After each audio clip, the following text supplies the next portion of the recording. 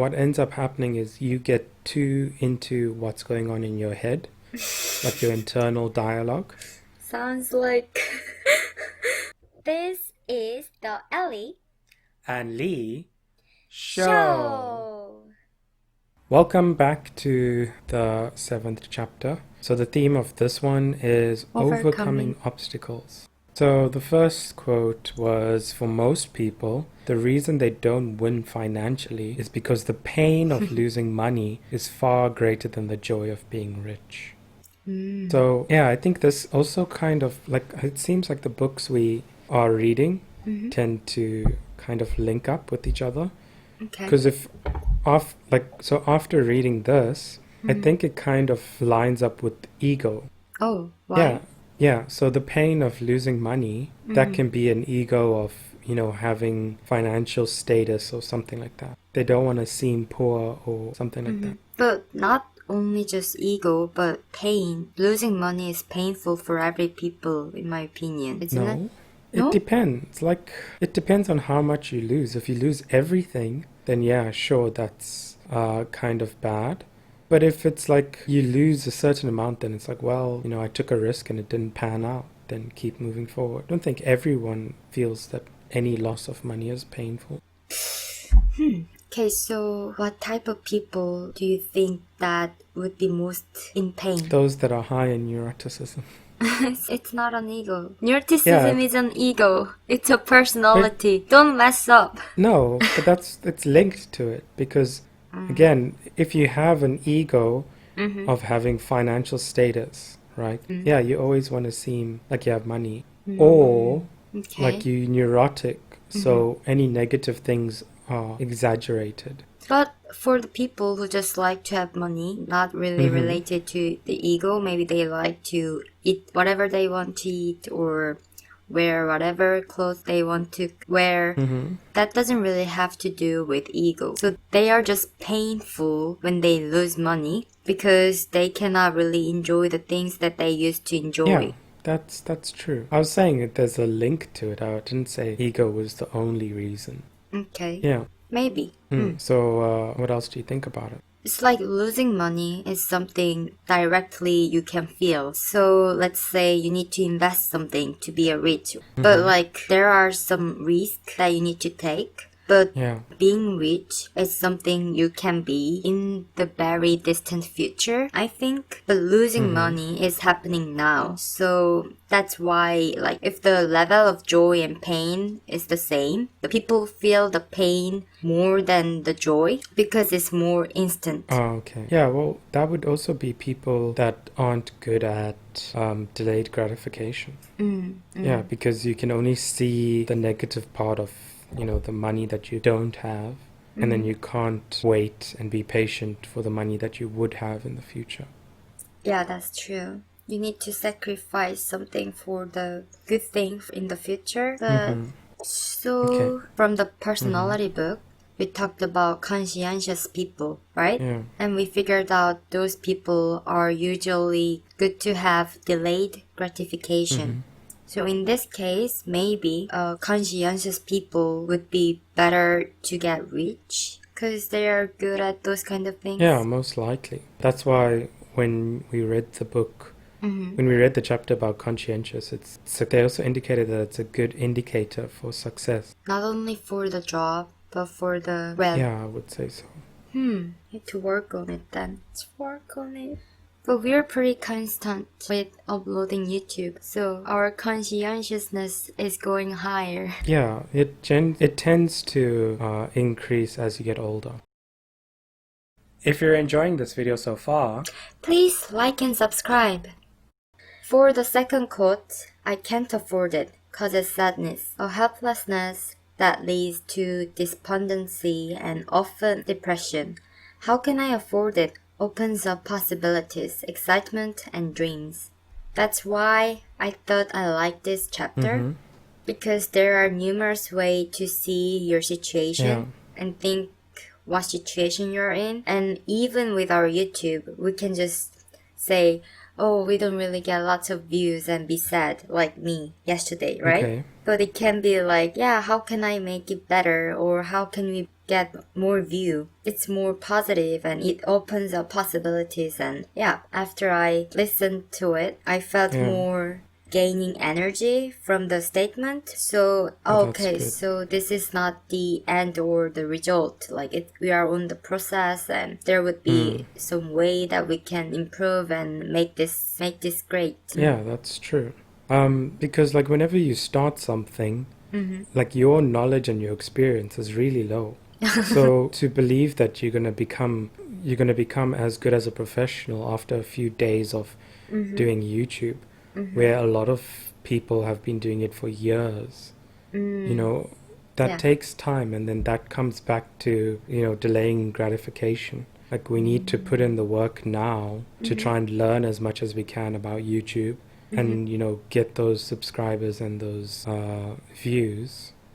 By the way, if you like the video, don't forget to subscribe. Yay. And yeah, once we do that, then, you know, as long as you're on the right track, you're constantly learning and you're trying to improve and get better at what you do, then you'll reach the stage where you're more professional and you get more subscribers and views and things like that. I think often a lot of people, they start out having looked at their favorite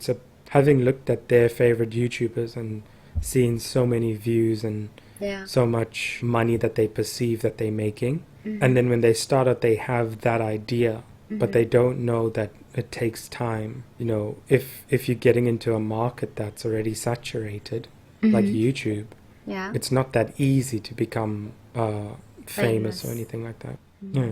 Yeah, also balance is important, because you're only say how can I change, and don't really look for the ways you can improve or change, because you don't feel anxious or nervous. So maybe that doesn't really push you to change anything, or just grab you to be in that situation forever, then it's not really the best. So to have some anxiety, not too much, but like little anxiety may help in some cases. Yeah, it'll push you to do more. But also, if you look back at our previous video, in this book, we were talking about being bold. So I also think that there are some things that you don't need to change. You need to be a little bit bold. Because I think if you're always changing your videos, then it'll become something where your heart is not in it anymore.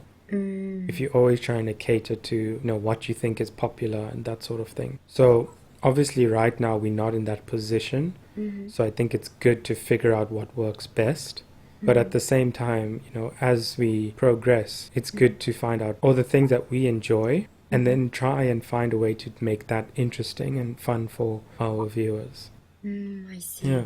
But like for me, it's really hard to know what should I change or what I shouldn't change, what I don't need to change. Yeah, I think it's good to find a point where you feel comfortable with and then try new things from that point. So let's be like, we can change up to the point that we don't really feel too much of work. Then if we feel like, oh, this is too much, then we wouldn't be able to keep this up for long, which we don't really want. So yeah, we need to still do this like with lighter mood, I would say. But maybe we can think of the way how we can present the information, or the better way to discuss over some topics, or the way to present the title and things like that. Yeah, so if you have any suggestions or topics that you'd like us to cover, please comment down below. What do you think about this quote? Yeah, so I really like it because a lot of the time, what ends up happening is you get too into what's going on in your head, like your internal dialogue. Sounds like... No, not really. It's just that like you start thinking to yourself, can I do it? Or is it some, you know, you start asking yourself too many questions. But then when you change the question you ask yourself, then you also change the way you think about it. So here, if you say, I can't afford it, then you stop the conversation in your head. Oh, yeah. Because you basically give yourself the answer. But if you ask the question, how can I afford it? Then automatically you start thinking of, you know, what you can do to get what you want. Oh, it's from this book. I remember. Well, yeah. Yeah, I was like, oh, I read it from somewhere. And then it was the exact book. Yeah. Right. So the quality of question is important because you may not want to think deeply about the problem or like something that you can change, but it's important to just think about it because it might be something that you can simply change or can be done easily. Yeah. So give it a try and use your head and use your brain is always good. In most cases, yes. But also, so like the thing about this book is it's trying to give you more of the rich mindset. Because the thing is, this is showing you that like these are probably things that other rich people think. You know, they're not just thinking about when they look at something, they don't think, oh, I can't afford. They think, how can I get it? I want it. That's true. Because often you see, like when you hear rich people talk, they have the mindset of whatever they want, they're going to do what they need to get it. If any people who are listening to this podcast is thinking that, oh, I don't have to think like that because I'm not going to be rich and I can't be rich, just think like this first. Fake it till make it. It wouldn't hurt you. Yeah, I think it's not bad, but it also, there's a limit to it. Like what? Because if you, so fake it till you make it, there's that. So there's the quote, fake it till you make it, that you mentioned. But also, that can often lead into keeping up with the Joneses. Keeping up with the Joneses means you want to be like the people around you. And if you're faking it, then you're going to end up being with a crowd that might be, you know, a lot richer than you are. And if you're trying to keep up with them, it might lead you down a path where you end up buying too many expensive things. Not in that way that I meant. Yeah. So I think like fake it till you make it is look at the people that have the rich mindset and try and copy what they do, or just copy the mindset. Try and imitate or try and understand, or just do the things that they do until you figure it out. Like, why is that important? And also, I think you can fake something which isn't really harmful to your life. So let's say, like from your example, buying supercars, which rich would do. Yeah. Like we're not talking about fake that. You need to buy supercar. That's how you fake it and make it. Because it can be harmful to your life. Because how are you gonna pay it? But Yeah, exactly. But mimicking the mindset wouldn't be helpful that much, in my opinion. Yeah. Some people would think that, oh, why he's or she's act like that? That's not really harmful to you. So it's not actual harm, so it's fine. And also the other side of that is it's really just tricking your brain. Because it goes back to what we were saying. Like if you're always having the internal dialogue where it's like, I can't, it's too difficult, I shouldn't. Okay. Like that's going to keep on stopping you. But if you just tell yourself, I want to be like this person, they have the mindset, they have a rich mindset of, you know, how do I afford it? Then you're kind of shutting out those negative thoughts that you usually have. And then you're trying to, it can maybe benefit you in the future. So it really works. I think it works. So let's try it out. So recently I had to get my driver's license. For the last test, which is driving on the real road, I was so nervous. Like 2 to 3 hours before, I was too nervous. My heart was beating and it gave me that like bad emotions. It brought me that bad emotions. And I just changed my thoughts as like, oh, my heart is beating because I'm so looking forward to drive. And believe it or not, it worked. Yeah, I was surprised as well. It worked. Before you did your driver's test, you were saying how worried you are about it and stuff like that. Yet you passed it in the first try. So that was pretty impressive to me. Yeah. Good job. The physical reactions is not something you can consciously change, right? Yeah. And you don't know how it works. So that's true. No one knows. So just repeat that you can do.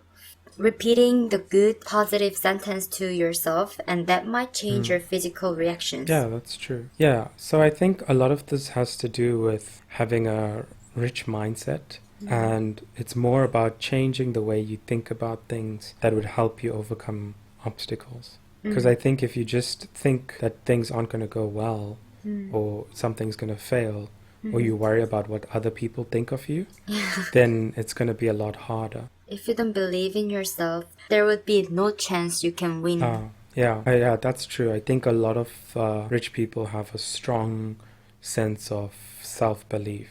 Like they believe they can do it. Please consider liking and subscribing. It really helps us out. Thanks for watching. See you.